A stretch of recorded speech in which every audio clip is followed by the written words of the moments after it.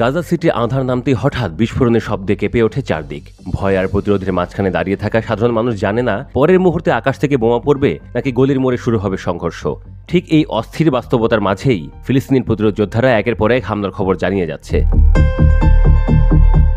শনিবার ভোররাতে খবর আসে প্রতিরোধ ব্রিগেড একটি ইসরায়েলি মেরকাভা ট্যাঙ্ক নিশানা করে। গাজা সিটির দক্ষিণে তেল আল হাওয়ার সালাহি টাওয়ারের কাছে আঘাত হানা হয়। আল ইয়াসিন রকেট শেল দিয়ে হামলা চালায় তারা। প্রত্যক্ষদর্শীরা জানান আঘাতের পর মুহূর্তে কালো ধোঁয়া আকাশে ছড়িয়ে পড়ে।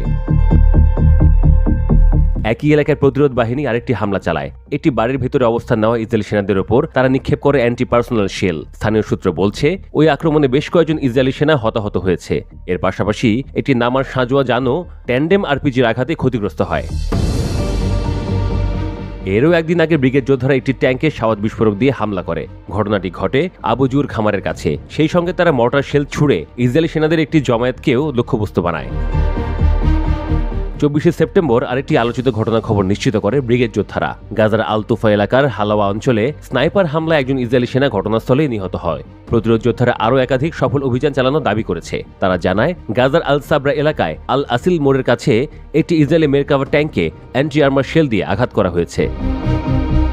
তবে এখানেই শেষ নয়। এক পৃথক অভিযানে যোদ্ধারা আকাশে উঠতে থাকা একটি ইসরায়েলি গোয়েন্দা ড্রোন দখলে নেয়। এটি গাজার আকাশে নজরদারি চালাচ্ছিল। প্রতিরোধ যোদ্ধারা সেটিকে নামিয়ে নিজেদের নিয়ন্ত্রণে নেয়। টানা অবরোধ, আকাশ থেকে বোমা বর্ষণ এবং স্থল থেকে আগ্রাসন সব মিলিয়ে গাজা এখন মৃত্যুপুরী।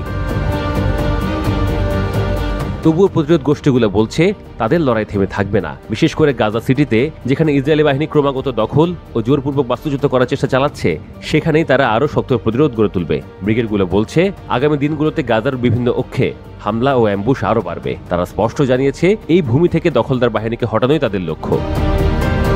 অন্যদিকে এই প্রতিরোধ ও পাল্টা হামলার মাঝখানে সবচেয়ে বেশি ক্ষতিগ্রস্ত হচ্ছে সাধারণ মানুষ। পরিবার হারিয়ে অনেকে আজ ধ্বংসস্তূপের নিচে। খাবার, পানি, ওষুধ সবকিছুর অভাব তীব্র হয়ে উঠেছে। তবু প্রতিরোধের সংবাদে গাজার মানুষের মনে এক ঝলক আশার আলো জ্বলে ওঠে।